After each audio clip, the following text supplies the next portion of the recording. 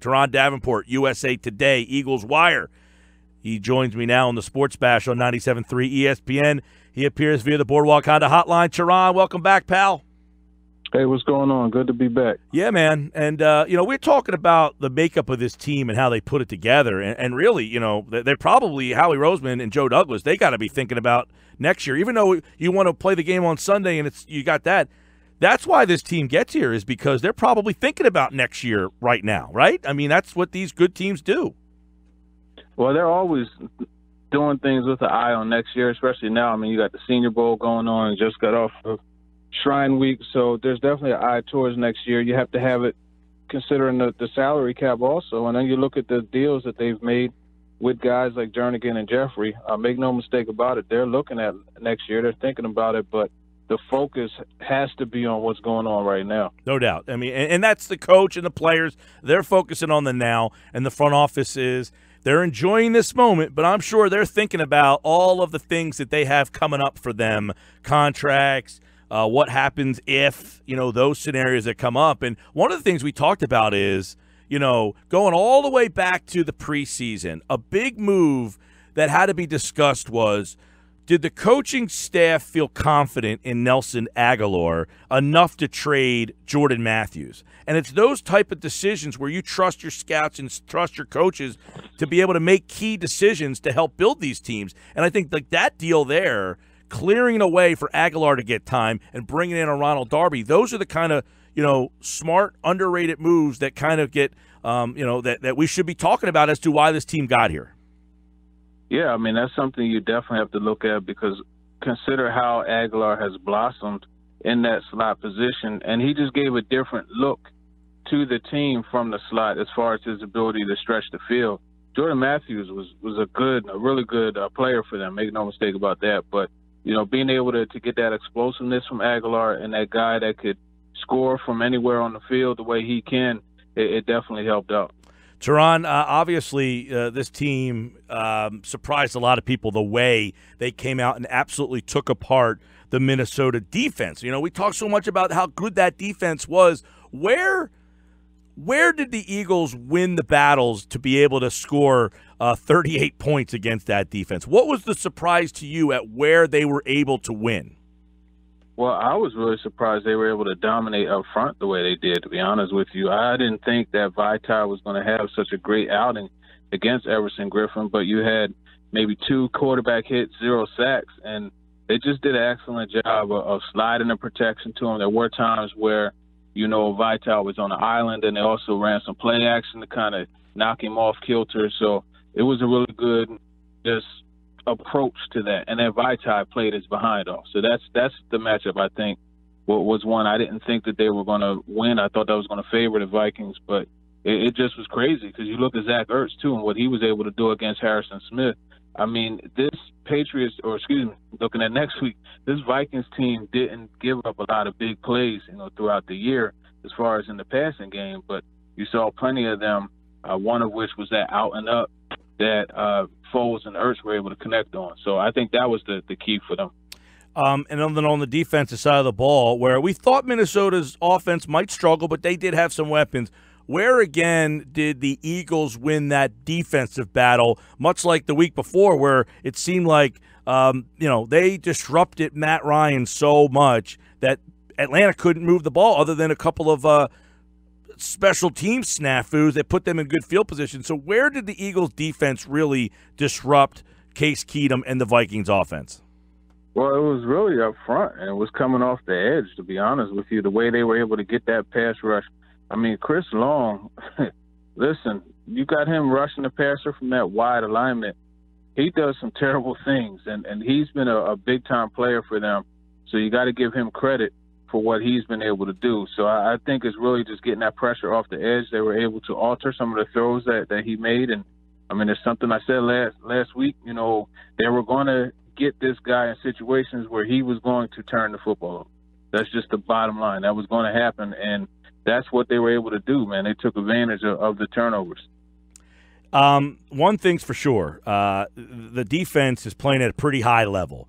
They're up against a different animal this time around. On the surface here, do you like the matchup Eagles defense against Patriots offense? Yeah, I really think they match up well against the Patriots offense, to be honest with you. This is a team that you're going to see them go to their running backs a lot, and that's something that you want to keep in mind. But when you look at just the ability that they have, as we just mentioned, to rush the passer, off of the edge. But then in addition to that, they can push that pocket back. So they really do a good job of suffocating the quarterback. And you get that pressure, that interior pressure on Tom Brady, and you don't give him anywhere to step up and pass, that's a problem for him. And he gets a little antsy and gets some happy feet. So that's how you really are able to frustrate him. And then I like them outside, going against these Patriots receivers. I think Gronk is going to be an interesting matchup. But, this defense matches up really well. So I think just the physicality up front, that's the major factor. And the linebackers play well, too. So you definitely have to mix it up. Have to use some of those surprise blitzes, bring the cloud off the edge or drop Jenkins. Or even I would pull it all out. I would rush Jalen Mills off the corner, on a corner blitz also, and just let him go in and be disruptive. But really, Fletcher Cox, he's the guy that's going to have to step up. He's the one that can be the most disruptive for him. He's their best defensive player. So I think that's where the key is going to be. Turron, if you look at the numbers, there's not two teams that stack up any closer that I can ever remember. New England scored 458 points, 28.6 per game. Philadelphia, 457 points, 28.6 per game. The Philly defense gave up 295 points, 18.4 per game. The New England defense gave up 296 points for 18.5 per game. They're exactly identical. So the X factor, of course, is Tom Brady. When you look at Tom Brady, do you tip the scales in that direction to say that New England is the better team, or do you think those numbers suggest that these teams are exactly even? I think New England, Brady's the better quarterback. That's, everybody knows that. But as a team, I think this Eagles team matches up to them very, very well. And I think actually the Eagles as a team are better, because the thing with the Eagles is you can't look at them and say, okay, I'm going to take the running game away. Because when you do that, they start passing the ball, and you can't look at that defense and say, we're going to go out and have a balanced offense, because you're not running the football against them. So for me, I look at just as a team what they're able to do. They're always going to be balanced. And whatever you attempt to do, they have an in-play read. When they go to those read option passes or read option part of the game, you have an in-play read that can adjust. And that's something that Belichick talked about. It's like, if you guess right, you still guess wrong, because he could adjust when you guess right.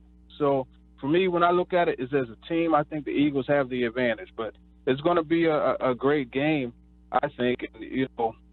Great coaching staffs. I think this is a coaching staff that can really go toe-to-toe with the Patriots coaches. And that's something that, is going, recognized. People aren't really speaking about that. But this coaching staff is outstanding. Well, Turron, I think you can make the argument that Peterson's staff outdid Quinn and Zimmer. Just absolutely outclassed them the last 2 weeks. Now, going against Belichick and that staff is a different situation, but you can make the argument that the Eagles were clearly more prepared and more well coached than Atlanta and Minnesota.